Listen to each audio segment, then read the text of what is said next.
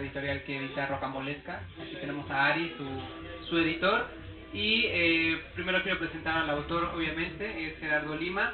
Él es de Tlaxcala, nació en 1988, escritor, tallerista y dictaminador. Además de ser maestro en literatura hispanoamericana por la UAP. Ha sido becario para el PESA en el área de novela y para jóvenes creadores FONCA 2016 y 2021 en el área de cuento.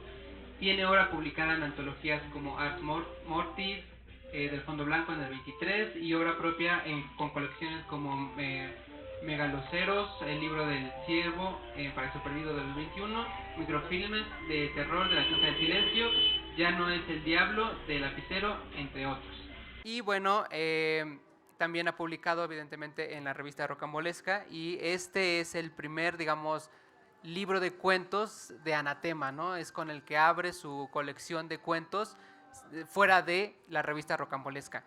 Les dejo aquí la edición para que la puedan apreciar. Lamentablemente los ejemplares que se tenían previstos para que se vendían el día de hoy no llegaron porque la Navidad es caótica y más en paqueterías, entonces esperemos que lleguen pronto, pero igual la pueden adquirir, por ejemplo, en Amazon, ya sea en forma digital o en forma papel. Y bueno, en esta ocasión vamos a presentar yo soy Carlos J. Bautista y Armando Velázquez. Perdón, Armando Cervantes. Antes de comenzar, te paso la palabra para que, si quieres, te presentes tantito y ahorita hablamos directamente del libro. Ok, perfecto. Hola a todos, yo soy Armando Cervantes. Es un poquito más conocido en redes con el seudónimo de Ugla Horowitz. He publicado algunas cosas de investigación sobre literatura de terror, literatura pulp. Y bueno, soy seguidor del trabajo de Lima, aparte de ser su amigo. Nos conocimos hace unos 6 años en un taller. Y pues a mí la verdad, en aquel entonces yo estaba buscando talleres de terror. Yo había revisado varios programas de los textos que se revisaban. Y tenemos un amigo en común los tres, que es Manuel, el dueño de La Lechuza Ciega, una librería online, que él fue el que nos puso bueno, me puso en contacto con él. Y yo le decía, oye, pero yo quiero ver el programa del curso de Lima, ¿no? O sea, él me decía, no, no, no, yo te garantizo que el curso va a estar súper bueno. Y yo dije, chale, bueno, pues a ver si no me pone a leer a Stephen King, ¿no? Y cuando vi el temario, cuando vi los autores que ya trabajaba en aquellos años, las lecturas que manejaba, yo quedé muy sorprendido, ¿no? O sea, yo había visto muchos programas de cursos y seminarios de terror, y cuando vi los autores que él abarcaba, así fue como de, vale mucho la pena lo que se va a revisar con él. Y a partir de ahí tomé el taller y nos fuimos haciendo amigos y bueno, pues aquí estamos.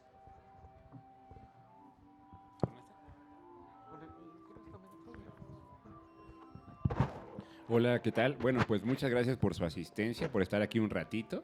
Igual les agradezco mucho, pues realmente a todos, ¿no? A Ari, ¿no? Por supuesto, ya se me había perdido, por el trabajo de edición de este libro.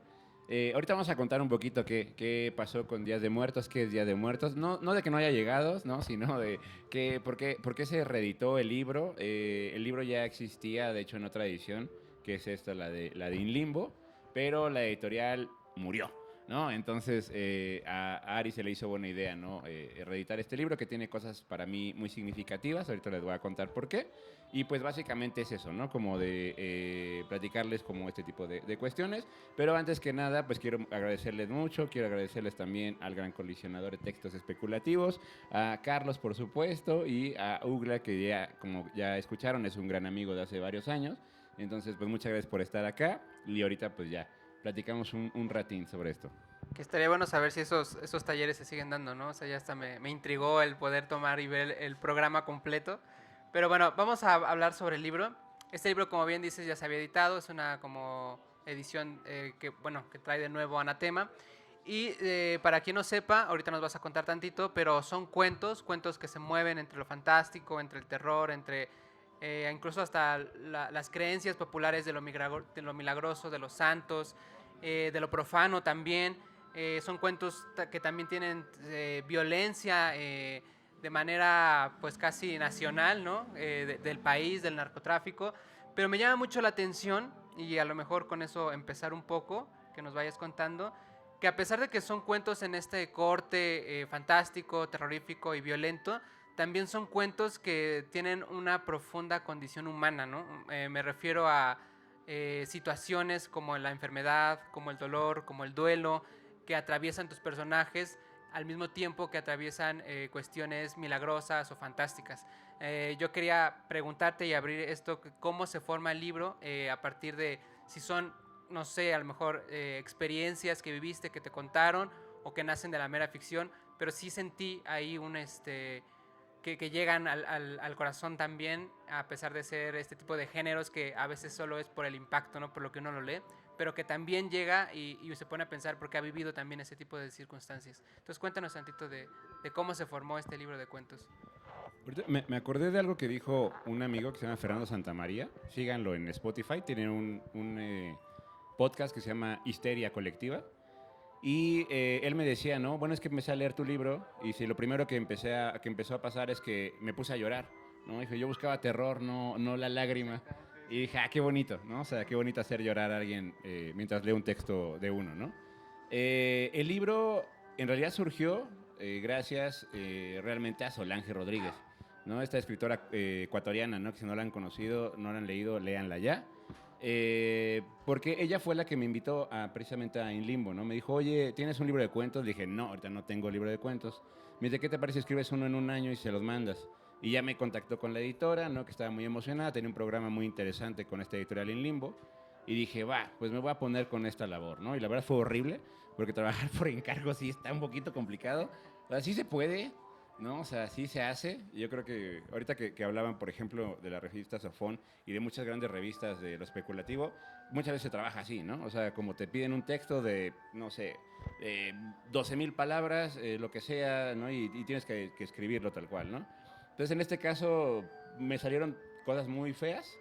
Y luego ya dije, yo lo que voy a hacer es esto, ¿no? Porque hablé con la editora y me dijo, oye, quiero como un catálogo como de los terrores mexicanos. Y yo, ok, ¿no? O sea, no sé cómo hacerle, pero dije, bueno, a ver, voy a poner uno frío, voy a poner uno desértico porque me encanta el desierto, voy a poner algo de Tlaxcala, algo de Guadalajara, algo de San Luis y algo, creo que me faltó de tus tierras. La verdad es que creo que no puse nada de allá de Quintana Roo ni de la península, pero bueno, la idea que era como hacer eso, ¿no? Y ella me decía estaba muy intrigada, ¿no? Es que quiero traducir como el folclore mexicano. Y dije, bueno, pues yo nada más soy de Tlaxcala, soy del centro, entonces no creo que pueda yo abarcar todo eso, pero dije, bueno, ok, vamos a intentar algo. Y entonces ya empecé como a escribir algunos de los cuentos, pero empecé a desarrollar ciertas cosas que tenían que ver con esto, con la parte humana, ¿no? Entonces, por ejemplo, el primer cuento tiene que ver mucho con la ruptura con mi ex esposa, ¿no? Entonces está duro, ¿no? Está como esta parte como de la enfermedad, una enfermedad que yo también sufrí, pero le metí algo que a mí me había inspirado mucho cuando yo estaba muy enfermo, que es rezarle al niño Fidencio. Si no conocen a este santo popular, igual les recomiendo que vayan a conocerlo porque es genial, ¿no? José Constantino Cíntora, ¿no? El niño Fidencio, pues, es un santo popular de principios del siglo XX que existió, ¿no? O sea, fue una persona que curaba con la imposición de manos y tenía cosas súper raras, ¿no? Por ejemplo, curaba a los ciegos en un columpio, o les ponía saliva a los que no escuchaban, ¿no? En los oídos. Y algo que me encantó es que se subía arriba de un pirul y orinaba a la gente, ¿no? Y los orinaba y eso hacía que los se curaran, ¿no? Pero aparte es muy interesante porque le dicen el niño Fidencio porque no era un niño, era una persona, pues, no me acuerdo qué edad tenía cuando murió, pero bueno, cuando empezó a curar no era un niño, pues, pero su voz no se desarrolló. Entonces se convirtió también en un santo queer. Entonces la cosa está súper genial con este santo, ¿no? El niño Fidencio, que está en Espinazo, Nuevo León, de hecho su santuario. Tienen una iglesia, porque aparte cuando muere el niño Fidencio, dice, yo regresaré, pero en uno de ustedes, y no sabrán quién. Entonces, lo que pasó ahí fue que empezaron a trabajar esto de las cajitas, que es básicamente traer el cuerpo inmaterial del niño Fidencio, te posesionas de él y ya curas.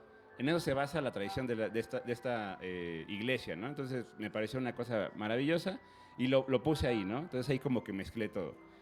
En otras puse más experiencias como más cotidianas, como cosas de Guadalajara que me gustan, ¿no? No sé, una churrería que es muy clásica en Guadalajara, algo que me contaron de una santa que si no la conocen está en la catedral de Guadalajara, que es Santa Inocencia, que es una momia tal cual, ¿no? Entonces está bastante cool y da mucha cosa. Y por ejemplo, hay un cuento medio raro que se llama Moosewood, que fue como una especie de guiño hacia mi megaloceros, porque hay un monstruo con cuernos y demás. Me gustan mucho los cuernos, acá traigo unos, ¿no? Se nota. Entonces, la cosa fue que lo quise mezclar con una idea que va a sonar rara o tonta, que es Trump, ¿no? En ese momento con el primer mandato de Trump, porque todo tiene que ver con el blanco, ¿no? Solamente que lo puse con una nación nativo, no se les llama nativos, una nación originaria canadiense, pues. Entonces me puse a investigar un poquito su lenguaje y demás, y de ahí salió como que cómo funciona ese cuento a través de lo blanco como algo malévolo. También me lo chuté un poquito de Mónica Ojeda, y no es la primera vez que lo hago, ¿no? Ya pasó con otro cuento que se llama Madre dice huesos, pero bueno, lo reconozco, ¿no? Entonces también está esta cosa del horror blanco, y me gusta mucho, ¿no? Eh, y bueno, hay otro cuento, que eso sí, no, sí lo quiero mencionar, que se llama Bestias en la Niebla, que quizá ese fue mi favorito, porque ese se basa en una historia muy personal. A mí me secuestran ahí en el Triángulo Rojo, por donde está Tehuacán, el camino hacia Orizaba y demás. Todo este lugar es muy peligroso. Entonces me secuestran junto a algunos trabajadores. Yo también trabajo en una empresa familiar que hacemos verificaciones eléctricas. Entonces nos secuestran y nos llevan al monte, ¿no? Y nos llevan, nos van golpeando y demás y nos ponen en una fosa, ¿no? Y ya estábamos esperando a que nos dispararan, pues, ¿no? Que diera la orden no sé qué sea, el jefe, pues. Solamente que en todo ese camino y todo lo que pasó, porque aparte hasta arriba de ese monte, está cerquita de Esperanza, por cierto, tengan mucho cuidado si van por esa zona. Ahí en la caseta de Esperanza está la Guardia Nacional, no importa, ¿no? Pero eso es lo que ocurre en ese lugar. Y toda la gente de ahí pues está coludida, ¿no? O sea, toda la gente se dedica a eso, son guachicoleros, y una de las cosas, de las actividades principales que hacen es robar camionetas para después robar trailers. Entonces, a eso se dedican, ¿no? Entonces, pues, a nosotros nos bajaron, nos subieron a otro coche, nos llevaron hasta allá y nos pusieron frente a una iglesia muy chistosa. Y ahí junto había una fosa, ¿no? Hay una fosa común ahí con gente, cuerpos y cal, ¿no? Entonces, cuando yo estaba ahí, yo dije, bueno, la verdad esto da para un cuento, ¿no? y, y dije, dije, si no me muero, te lo prometo. No dije Dios, pero alguna cosa parecida dije, ¿no? Dije, si no me muero, déjame escribir un cuento, ¿no? Estaría muy padre algo así. Entonces, no me morí, nos dejaron ir, sepa por qué, ¿no? O sea, no llegó el jefe, nos dijeron, bajen el monte, después de una hora van a encontrar un camión y de ahí se van, ¿no? Y tal cual, ¿no? Entonces, no nos pasó nada y dije, bueno, voy a escribir el cuento. Pero pasaron semanas y meses y no sabía cómo, ¿no? Era como de, bueno, ¿cómo traduzco eso? ¿No? ¿Cómo llego como a la violencia? ¿Cómo lo hago creíble? ¿No? Y aparte, ¿cuál va a ser como que la cuestión como principal ahí? Dije, bueno, el horror pues ya está con los guachicoleros, ya está con que desaparezcan gente, pero ¿qué le pongo? ¿No? Y entonces sueño algo medio raro, que es precisamente como un rumor, ¿no? Sueño que estoy como en una universidad y alguien me cuenta sobre una niña descabezadita, ¿no? O sea, una santa cefalófora, ¿no? Que si no las conocen son los santos que llevan su cabeza aquí en las manos. Entonces, es muy interesante en la tradición católica, hay muchísimos santos así, o está, no sé, Santa Cecilia, ¿no? Que tiene los ojos ahí en una bandeja, ¿no? Es muy gore a veces el folclore religioso católico. Mm. Entonces dije, ay, pues claro, y se me ocurrió que en ese lugar donde yo tenía como esta imagen en la cabeza, donde está la fosa, dije, ah, pues ahí va a estar precisamente una niña que violan y que decapitan y que se levanta de entre los muertos a buscar su cabeza. No sé si han visto una pintura que me parece bellísima, que es la tortura de San Dionisio. Precisamente San Dionisio se levanta y busca su cabeza, ¿no? Y donde está, digamos, el cuello decapitado hay una luz inmensa, ¿no? Que así representan a los santos cefalóforos. Entonces, eso me pareció encantador, ¿no? Dije, ok, está muy padre esa idea, que por cierto también hay una idea por ahí, hermana, en Ouroboros, en un cuento que se llama Teotocos, solamente que este es un cuadro, ¿no? Igual de una virgen cefalófora.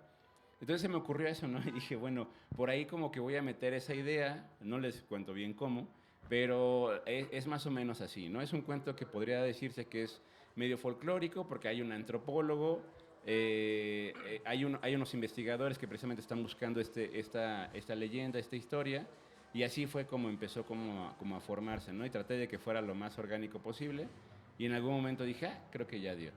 Entonces de ahí, algunos de los nombres también son reales, ¿no? O sea, son, por suerte, hay alguien que muere, no morimos ninguno de nosotros, pero los nombres algunos sí son reales.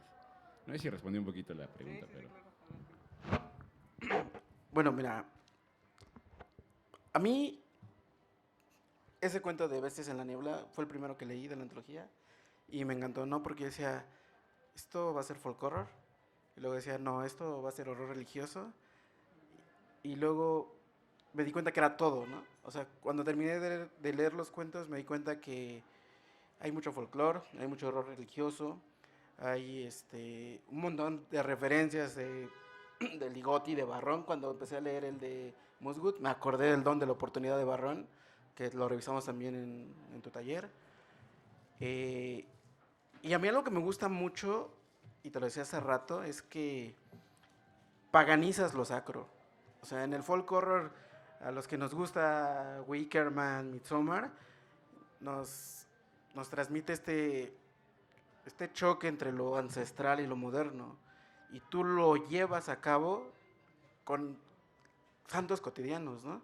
O sea, porque cuando tú empiezas a hablar del niño Fidencio, hay un punto de vista antropológico, pero también hay un punto de vista donde tú los pones como una secta, que es un culto, ¿no? O sea, así como hay quien cree que van a venir los ovnis y nos van a llevar a todos.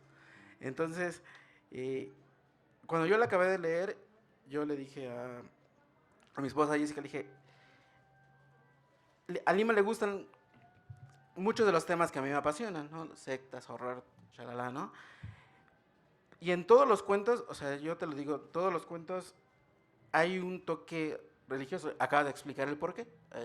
Hay un toque de horror religioso, de folclore, de leyenda. Pero yo encontré algo, y eso sí te lo quería preguntar. Hay muchas referencias al tarot, por ejemplo. Al menos en 3 cuentos hay referencias a eso. ¿Cómo tomas esa referencia, esa influencia de los arcanos, de todo esto en tu obra? Porque está en Bestias en la Niebla, el pueblo se llama Templanza, ¿no? Y está esta otra referencia a la papisa en Musgood.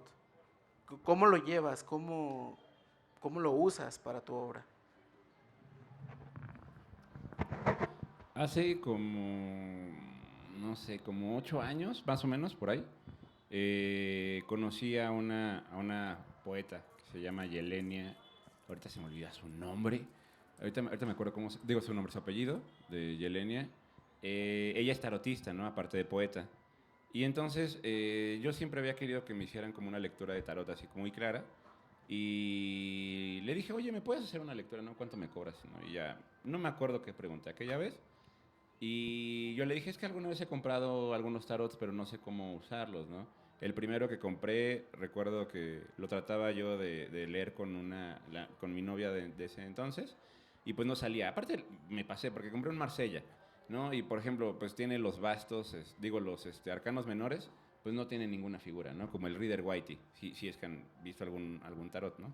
Y entonces, pues sí me hacía muy difícil, ¿no? Dije, bueno, ¿cómo voy a interpretar esto? Y aparte leía las interpretaciones del librito que traía, ¿no? Y era como de el mago, ¿no? Te sale como 1000 cosas buenas y malas y el poder, pero no el poder y demás, ¿no? Entonces no entendía, ¿no? Dije, no, nunca voy a dar con esto. Ese tarot de todos modos se lo regalé a esta chica y me quedé como un tiempo así, ¿no? Como que con eso. Pero recuerdo algunas películas de terror donde volvían a sacar, ¿no? El tarot. O sea, no como las nuevas, ¿no? Como el tarot del diablo, ¿no? Una película salió hace como unos 2 años, ¿no? O sea, algunas películas de pronto salía como que la clásica mujer como película de Sam Raimi, ¿no? Así como toda, ay, se me olvida cómo se llaman estos. Ay, se me olvida este pueblo, como romaní, ¿no? Así sacando su tarot, ¿no? Pero bueno, ya cuando lo empecé a leer un poquito más, hubo un momento en que dije, oye, creo que lo empiezo a entender, ¿no? Y eso me emocionó mucho. dije, pues creo que ya puedo empezar a hacer lecturas, ¿no? Y entonces, a partir de ahí se volvió como algo muy importante para mí. Entonces, en ciertos momentos de aquí, este libro me costó mucho escribirlo y ya no sabía cómo qué hacer, ¿no? Y era como, a ver, voy a hacer una lectura, ¿no? Como para dónde me guía. Y entonces preguntaba eso, ¿no? A ver, yo no sé qué voy a hacer, dame una guía de pronto. Y salía la estrella, ¿no? O salía tal cosa. A veces no tenía sentido, a veces sí. Pero yo dije, pues quiero que precisamente una de las personajes tenga esta cosa de tarot, ¿no? O sea, sea una tarotista que mezcla algunas cosas con ello. Y, por cierto, en ese cuento se mezcla una idea que a mí me gusta mucho, que proviene un poquito de Adam Neville, ¿no? Que es esta... en la película del ritual se ve mejor que en el libro, obviamente, ¿no? Pero que está este monstruo, ¿no? Un Jotun, ¿no? Que está ahí muy, muy, muy bonito, muy bien hecho. Y de pronto hay un momento en que no sé por qué, pero empieza como a elevarse hacia el cielo y cierra las manitas, ¿no? El Jotun, pues es un gigante, pero ahí lo tratan como un dios. Y dije, oye, ¿a quién le reza un dios? Y de pronto dije, pues eso ya lo he escuchado en alguna parte, ¿no? Ah, claro, Jesús en Getsemaní, ¿no? ¿A quién le está rezando cuando dice Eli, Eli, lama sabactani? ¿No? ¿Cómo Dios se reza a sí mismo? Y entonces empecé a preguntarme, bueno, ¿qué pasaría si le rezas a un Dios que no es un Dios? O un Dios que no es el Dios que tú crees que es. Hay una película, que es una novela que lo explica, ¿no? De James Herbert, que se llama Santuario, y no sé cómo le pusieron en la película. Es de una virgen que no es una virgen. Está muy mala la película, pero le están rezando a una virgen que le dicen María y al final no era María, era una figura pagana, creo que era una bruja. Entonces empieza a matar a todos, ¿no? Pero esa cuestión como del horror religioso me parece súper encantador. Digo, no es tan nuevo, ahí está estigma, ¿no? Como algo tan divino te puede hacer daño. Entonces como que por ahí surgió más o menos como que la idea, ¿no? Pero sí, el tarot precisamente me ayudó mucho a explicar algunas cosas, ¿no? Entonces dije, pues esto, por eso aparece templanza, por eso el personaje tenía que leer el tarot.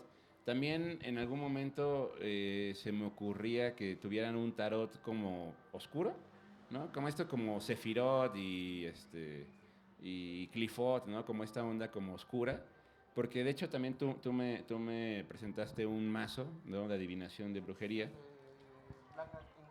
Ajá, de Mildred Payne, ¿no? Que chequenlo por ahí, ¿no? Tiene grabados clásicos de Salem, ¿no? De Casa de Brujas y demás. Están súper bonitos y lo puedes utilizar para tus cosas brujeriles, ¿no?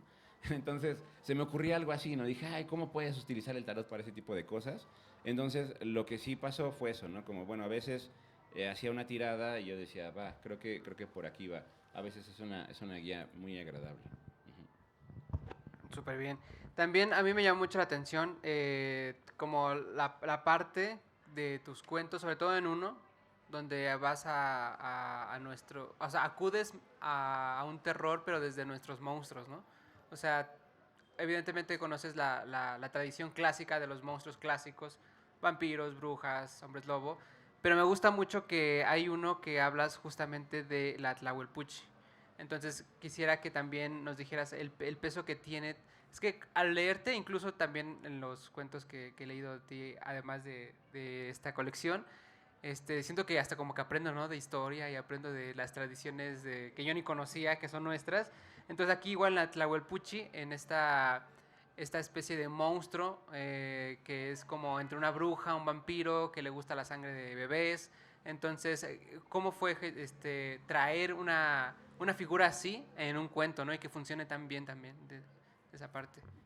Pues a veces no se puede, ¿no? O sea, lo he intentado con algunas, por ejemplo, cuando estábamos trabajando lo de una revista, que cuando escribí un cuento, ¿no? El de Misterio de Orizaba, primero escribí un cuento sobre el charro negro, ¿no? Y no me salió. O sea, la verdad fue como rehice la leyenda, la modernicé, pero fue lo mismo, ¿no?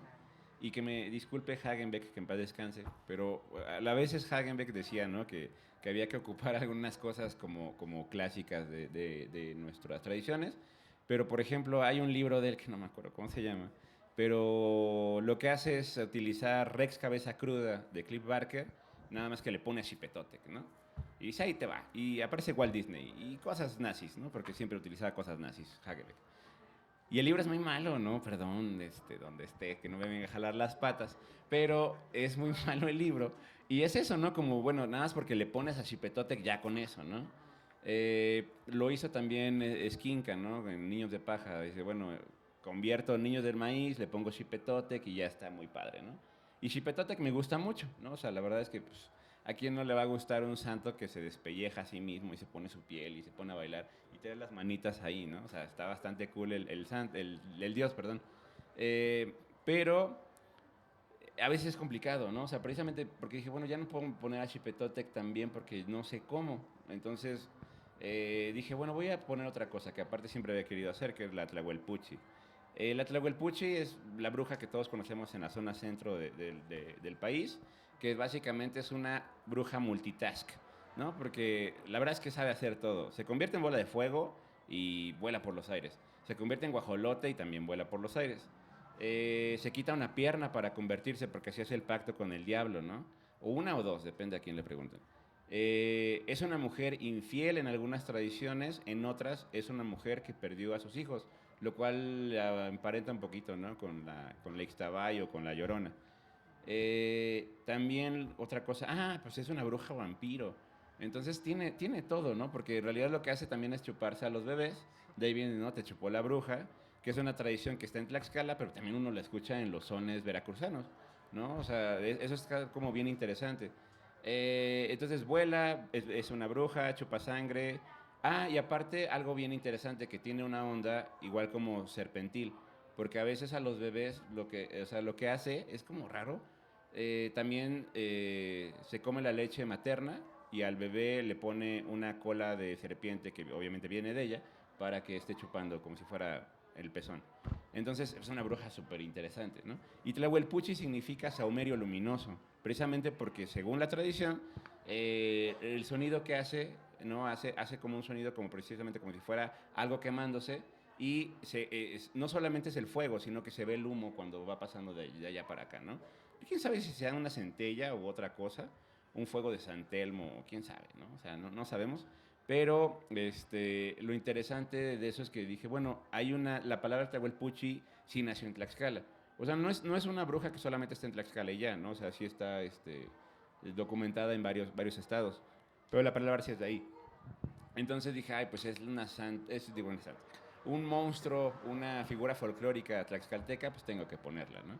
Entonces fue así. Y aparte hay algunos estudios muy interesantes, antropológicos, reales, ¿no? Hay un libro que se llama Bloodsucking Witchcraft, de un investigador que estuvo en el 94 en Tlaxcala, viendo por qué había tantas muertes infantiles. Y precisamente lo que estaba en el registro del seguro en ese entonces, no sé si era seguro o qué sistema era ese, ¿no? Decían, es que se lo chupó la bruja. ¿Por qué? Porque el niño estaba morado, ¿no? O sea, lo que decían es eso, ¿no? Que los papás a veces se dormían uno al lado del otro, ¿no? Y el bebé pues lo asfixiaban. Pero este investigador precisamente pues, concluye en que es una cuestión para un estrés social, porque eso hacían los antropólogos en ese entonces, todo era un estrés social. De hecho, no sé si se acuerdan cuando fue lo del hombre lobo en Chiapas, cuando fue lo del COVID, ¿no? Porque dicen, claro, es que por el estrés social hacen un monstruo, ¿no? O sea, el COVID lo convierten en un hombre lobo. Yo, bueno, puede ser.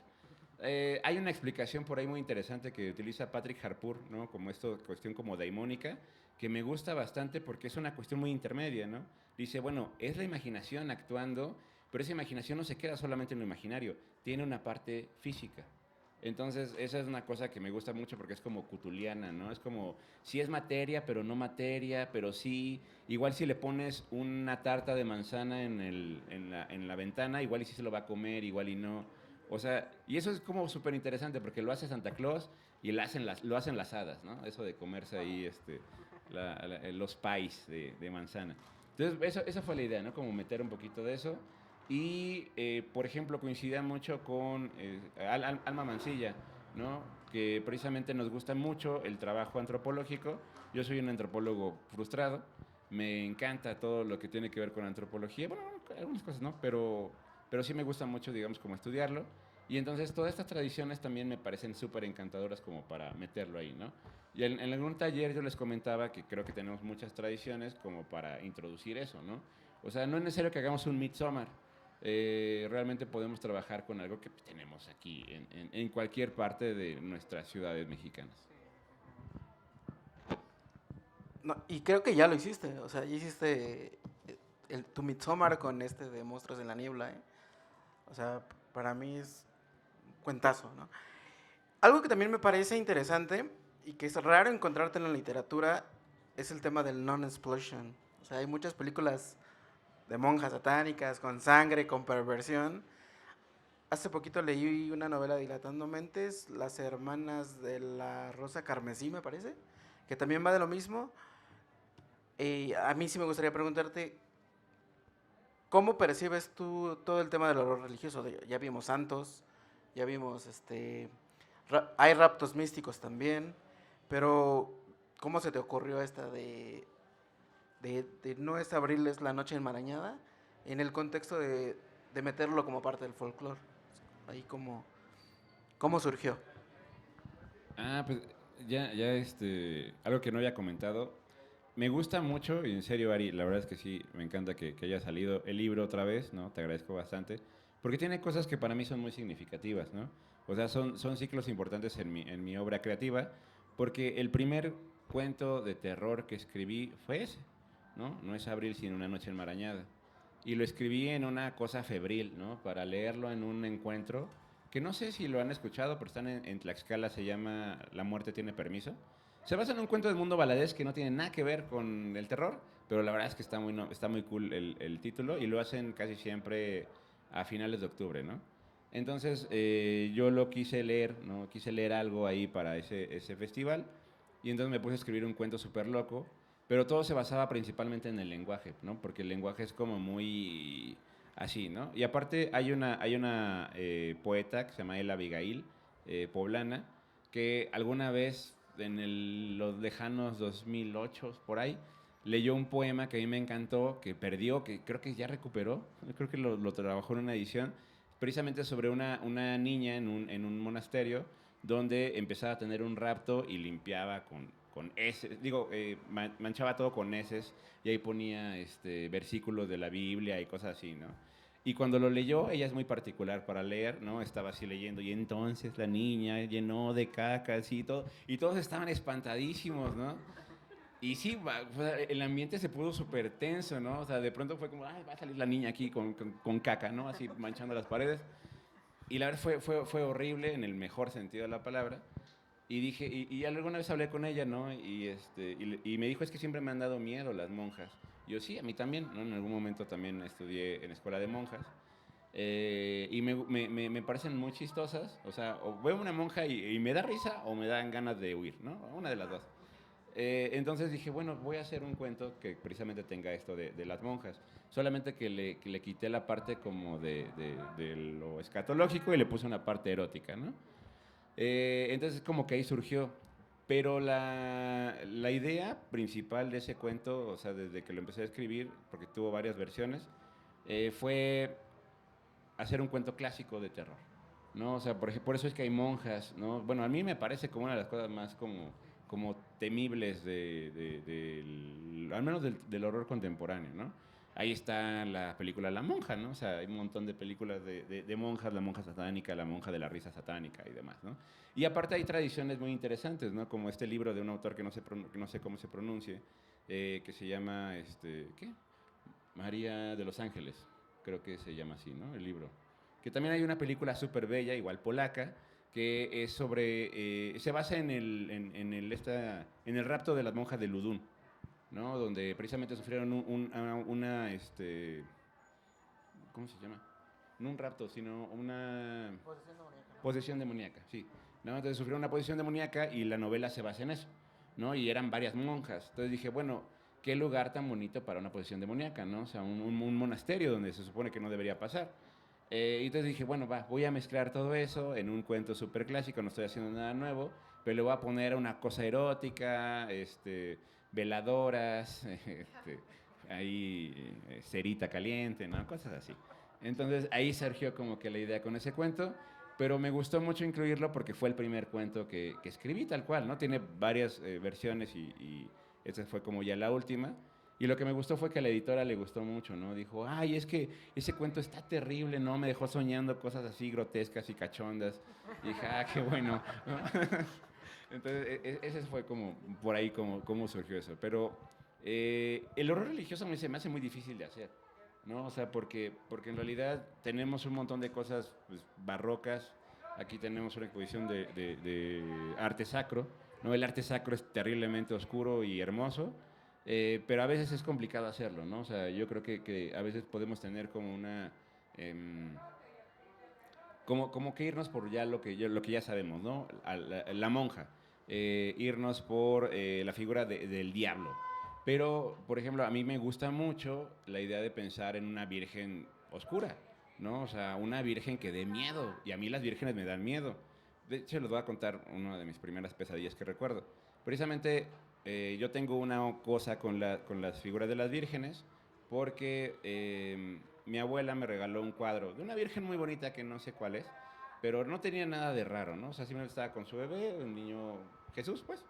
Y yo en ese momento, no sé por qué, se me ocurría rezarle mucho y le rezaba como si me fuera a contestar, ¿no? Era un niño como de 7 años, quizá, ¿no? 8, por ahí.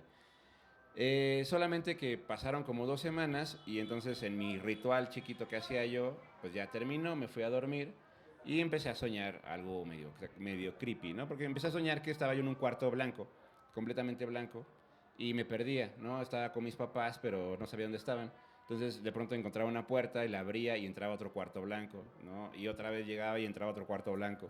Y en ese entonces yo sufría de una cosa que ahorita no me acuerdo cómo se llama, que es esto de no poderse despertar, ¿no? Despiertas a otro sueño y sabes que estás soñando, pero despiertas otro sueño y otro sueño hasta que después sales como de ese nivel, después de un montón de tiempo en tu sueño, obviamente, pero es muy frustrante, ¿no? O era muy frustrante.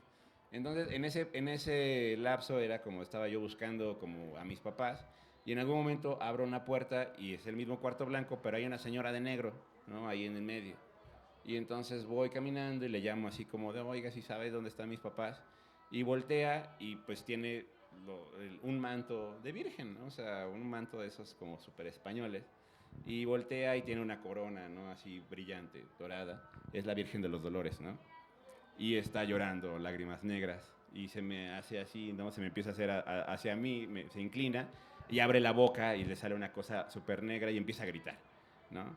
Entonces, yo, un niño de 8 años, despierto aterrorizado y jamás he vuelto a tener imágenes de vírgenes cerca de mí, porque pues sí, fue demasiado intenso ese sueño, ¿no?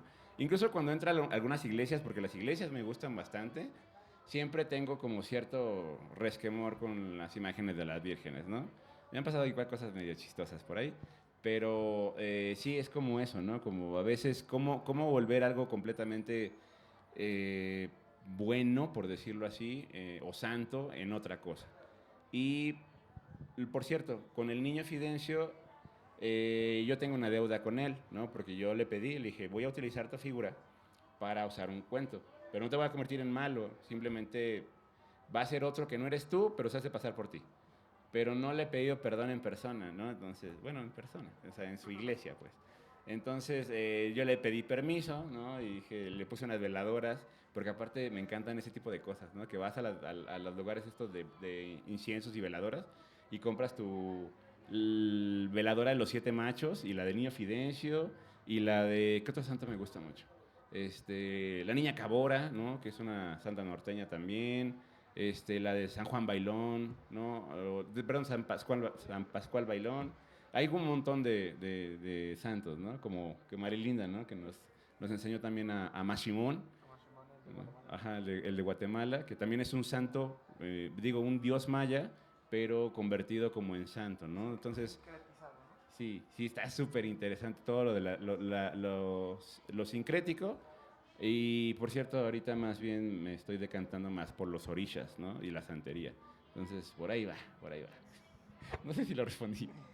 No, pues con todo lo que dices, ahora tengo claro por qué fue tan escandalizante para mí leer tus cuentos. O sea, creo que son cuentos en los que no puedes ser indiferente, sobre todo por lo que dices de cosas muy que tenemos moralmente correctas o la parte religiosa, tú lo subviertes, ¿no?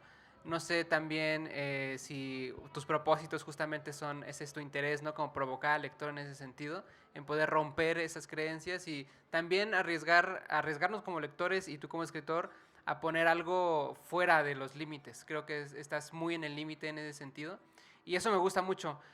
Ahora, hemos hablado de varios cuentos, pero hay uno que es homónimo justamente del título del libro. Entonces, este también juega en un papel difícil de nuestra vida casi cotidiana, que es como el narcotráfico, que también tiene que ver con la muerte, que también tiene que ver con irrumpir o más bien transgredir el concepto de muerte, de no, como no es el fin de todo. Pero quisiera que nos hablaras un poco en primera del cuento y también por qué decidir que este cuento le diera el nombre al libro, si fue decisión tuya o más una decisión como editorial, o cómo fue esa decisión. Pues fue como mitad y mitad, porque la cosa esta era como de... No es mi idea, era de la editora. Como hacer un catálogo de lo mexicano horrible para el público europeo. Ya sé que suena súper payaso, pero así pensaba la editora. Entonces me dijo, no, es que su gran tradición es Día de Muertos. Y yo dije, bueno, es Día de Muertos, pero si le quieres poner en plural, pues suena bien, ¿no? O sea, son dos y demás. Y me dice, es que eso se contrapone a Halloween. Le digo, sí, ya sé que vas a hablar de Coco, ¿no? Ya lo sé, ¿no? O sea, me vas a hablar de Coco y recuérdame y así, ¿no? Dije, va. Pero, bueno, o sea, no me pareció tan mal, porque pues sí es una festividad que obviamente me gusta mucho.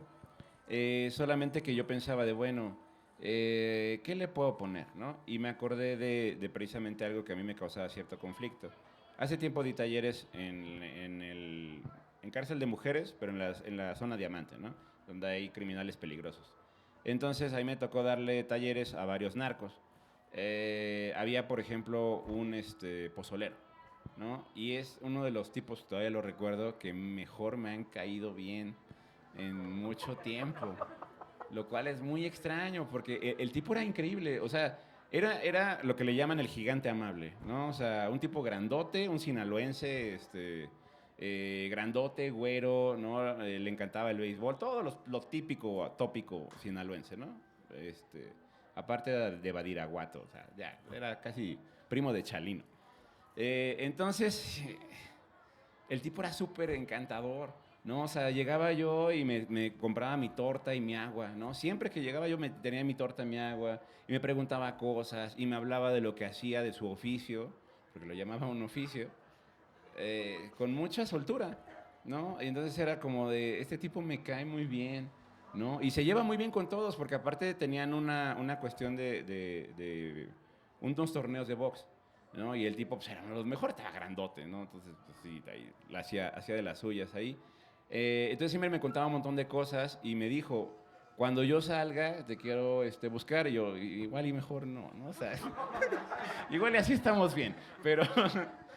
Y me dijo, no, sí, yo te cuido por cualquier cosa que quiera. Y yo, no, así está bien, hermano, te quiero mucho, pero gracias, ¿no?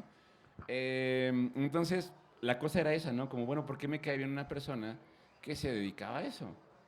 Y conociendo trabajando varias veces en Cerezos, pues te das cuenta de que es muy complicado, ¿no? O sea, que, no sé, por ejemplo, trabajando en Cerezos de mujeres, ahí sí es cuando te das cuenta de que la narrativa que uno tiene afuera es muy difícil de meterla solamente en una parte, ¿no?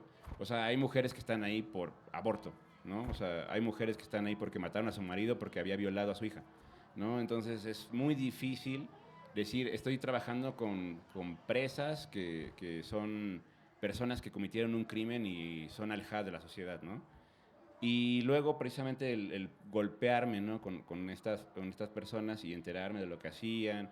Había gente del cártel de Tepito, ¿no? O sea, era como muy raro. Y era de, bueno, voy a tratar de hablar de alguno de ellos de alguna manera donde lo encarne. No lo, no lo convierte en héroe, pero sí al menos como una persona, ¿no? O sea, como un ser humano. Y pues más o menos como que esa fue la intención, ¿no? Lo puse en San Luis Potosí porque tienen un festival, ¿no? Se llama... ¿La Marcha en Silencio? ¿Eh? ¿La Marcha en Silencio? No, no, es un chantolo, ya. Ajá, el Chantolo, que es básicamente lo de Día de Muertos. Y entonces dije, pues yo quiero un desfile donde precisamente, como en las procesiones, ¿no? Llevan las imágenes sacras, solamente que van a traer a un santo veladito, ¿no? Que esa imagen me persiguió mucho, ¿no? La de un santo cubierto, que de hecho por eso me gusta bastante es un fantasma, pero precisamente para mí la idea de un santo así velado, como cuando es Jueves Santo y le ponen las mantas a los santos en las iglesias, me parece terriblemente tétrico.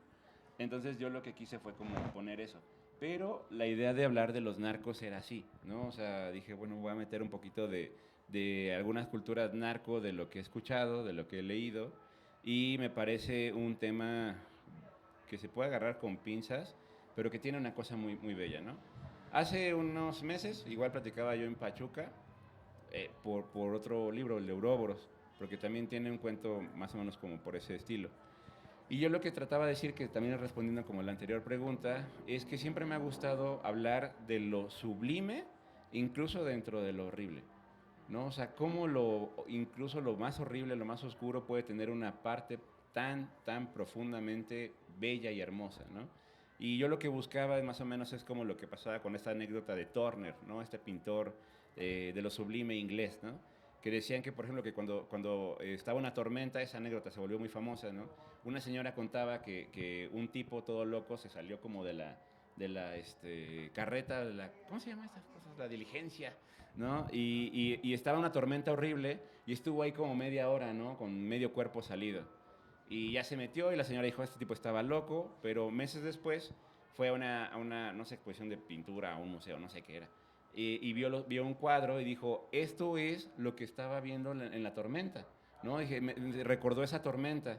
Y cuando conoce al pintor, descubre que era él, ¿no? Era Turner el que estaba precisamente viendo la tormenta terrible cayendo ahí, ¿no? En ese lugar. Entonces, precisamente lo sublime es eso, aquello que sobrepasa por completo los límites de lo bello, que no es precisamente, no es feo, no es grotesco, se acerca mucho a lo siniestro, pero habla de otra cosa, ¿no? De una trascendencia muchísimo mayor. Entonces yo lo que quería era eso, ¿no? O sea, cómo poder meter algo trascendente en un mundo tan normalito como los narcos, ¿no?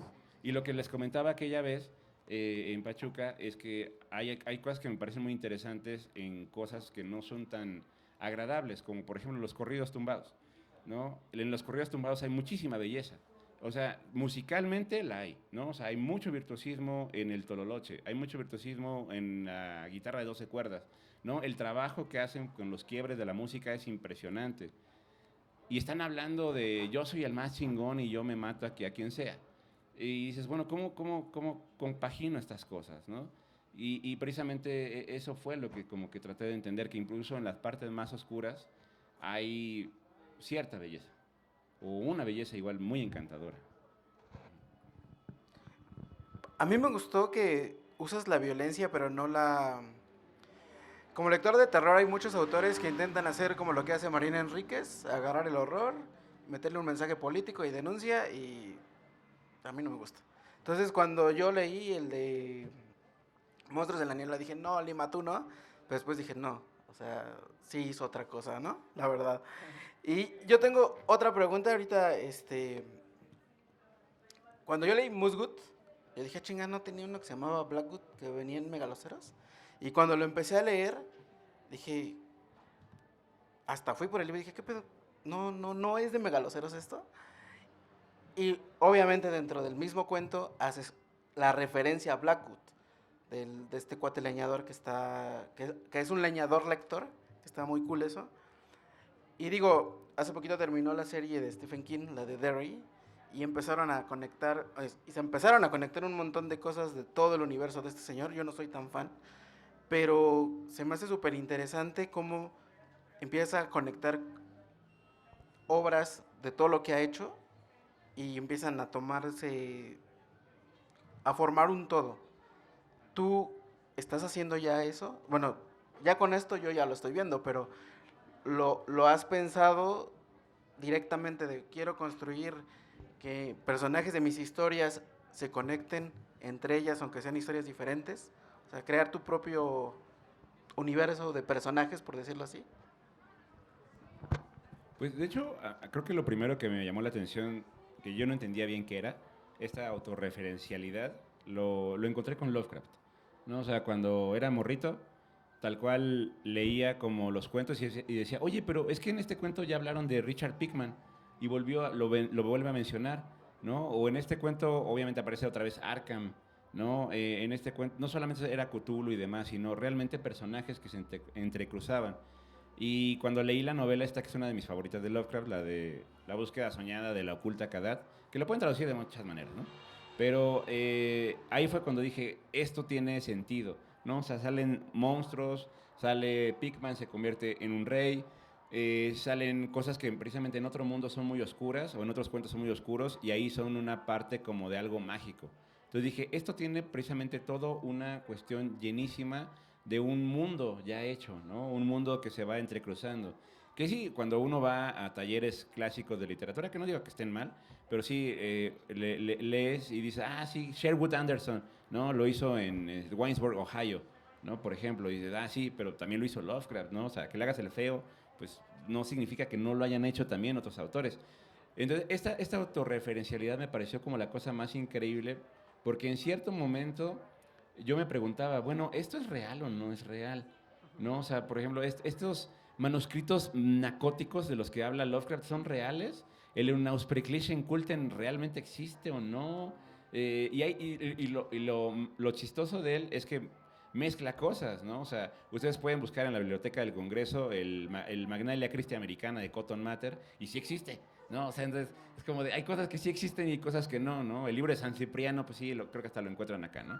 Entonces, es como chistoso, ¿no? Esta cosa como entre lo real y lo no real, y fue lo que yo quise hacer en algún momento, ¿no? Entonces, por eso es que en este libro sí dije, bueno, yo tenía pendiente algo que nunca hice y yo creo que ya nunca voy a hacer, que era escribir una novela de megaloceros, ¿no? O sea, dije, ¿qué es que quiero hacer como todavía más? Y yo estaba bien engolosinado, porque la verdad es que sí me traumé mucho con ese mundo. Y dije, bueno, no, ya tengo que soltarlo también, ¿no? Pero me apareció esta oportunidad y dije, ay, ya, uno más, ¿no? Entonces le voy a poner una cosa de cuernos por acá. Entonces por ahí salió eso, ¿no? Y ahí sí, hay un montón de referencias a un montón de cosas, porque obviamente, pues sí, está Mariana Enríquez, está Leigh Barron, ¿no? Está Ligotti, está como todos los grandes autores de folk horror, porque pues hay un leñador, ¿no? O sea, el leñador luego te remiten a estos autores, ¿no? O sea, a Leigh Barron obviamente, ¿no? Porque aparte muchos de los personajes de Leigh Barron son leñadores o son hombres fuertes, homosexuales, que se dan besos rudos, ¿no? O sea, es bien interesante ese tipo de construcciones que hacen, ¿no? Como muy como si agarrara algunos personajes de Robert E. Howard y los mezclara con los del otro, ¿cómo se llama? El que hizo Psicosis, se me olvidó cómo se llama. Robert Bloch, ajá. ¿No? Y mezclar cosas así, ¿no? Por ejemplo, los personajes de Lovecraft son muy planos. Todos son investigadores ingleses, ingleses no, blancos, ajá, solitarios con ascendencia inglesa, que nunca han visto una mujer en su vida, como él, y le tiene miedo a las cosas, ¿no? Se desmaya por cualquier situación. Aparte, pues si le gustaba mucho Edgar Allan Poe, que se desmayaba por un cuervo, pues obviamente se iban a desmayar viendo un pulpo o dragón, ¿no? O sea, obviamente iba a pasar. Entonces yo lo que traté fue de jugar con eso, ¿no? Dije, pues un leñador que viene de ese lugar, que tiene un amorío, porque aparte me engolosiné con esa parte de la historia de amor, ¿no? Siempre me gusta mucho mezclar historias de amor porque es un tema que me parece muy atractivo, ¿no? Y esa fue como que la cuestión, ¿no? Ahorita, por ejemplo, bueno, lo quería mencionar porque pues es un encuentro del gran colisionador de textos especulativos y entonces especular, ¿no? ¿Qué es eso de especular?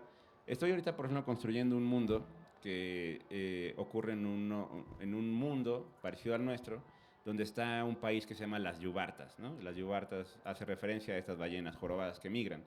Entonces está una capital que se llama Tlaxcayancuic, ¿no? Que de hecho ahí hay un cuento en una revista que van a ver ahorita que se llama Rocambolesca, ¿no? Que precisamente habla un poquito de Tlaxcayancuic, que es la nueva Tlaxcala, ¿no? Hay un mundo que se llama Sabaticana, hay un mundo que se llama Yucaramango, hay como una cuestión ahí que estoy tratando de hacer eso, ¿no? Como una serie de mundos dentro de mundos, como para mezclarlo todo, ¿no? Entonces, precisamente, sí lo hace Stephen King, ¿no? O sea, uno dice, ay, pues es que Pennywise primero es un payaso y luego es un devorador de mundos y luego descubres que nada más es una chichincle del rey carmesí. Entonces me gustó mucho eso, ¿no? Eso de como de, bueno, hacer como un universo gigante donde mezcle lo inmensamente especulativo con el terror. Entonces, les digo, ahorita estoy trabajando un poquito con orishas, ahorita mi crush es Olokun, ¿no? Aparte, viene aparte de algo que me hace muy cool, que es de esta autora, de Rita Indiana, ¿no? Que trabaja mucho con algunas cuestiones de orishas en República Dominicana. Entonces está muy interesante, ¿no? Y la idea es pues hacerlo un poquito como desde mi punto de vista y mezclar como varios puntos, ¿no? Obviamente que no todo lo que voy a hacer es como tan especulativo, ni todo es terror, ni todo así, pero sí todo tiene una conexión, o al menos trato de que la tenga. No, pues ya nos hasta vendiste tu siguiente libro y todavía no está, pero está muy interesante la construcción de mundos. Tenemos todavía 5 minutitos por si alguien en el público se quedó con alguna duda, algún comentario que quieran hacerle sobre el libro, sobre los cuentos, sobre grandes historias que tiene, sueños que ha tenido también. No, nada, nadie se anima. No, yo creo que fue muy explícito, ¿verdad? Es... Sí, hablo mucho, no me dejan hablar mucho en mi casa, aprovecho. Bueno, pues entonces damos por finalizada la presentación. Bueno, recordarles que quien quiera adquirir el libro puede pedirlo por Amazon, ya sea en versión digital o en papel. Y es muy bueno, la verdad, como ya vieron De hecho, ahí le iba a preguntar a Ari, ¿no? Ya se me perdió otra vez. Ah, sí, que cómo lo pueden adquirir. Es que se pidieron los libros, no llegaron por Navidad, pero si nos puedes contar un poquito.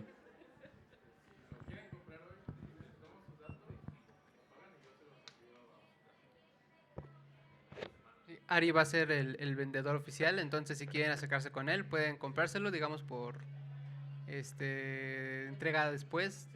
Y ok, así pueden conseguirlo. Y muchas gracias por la presentación. Al contrario, muchas gracias a ustedes.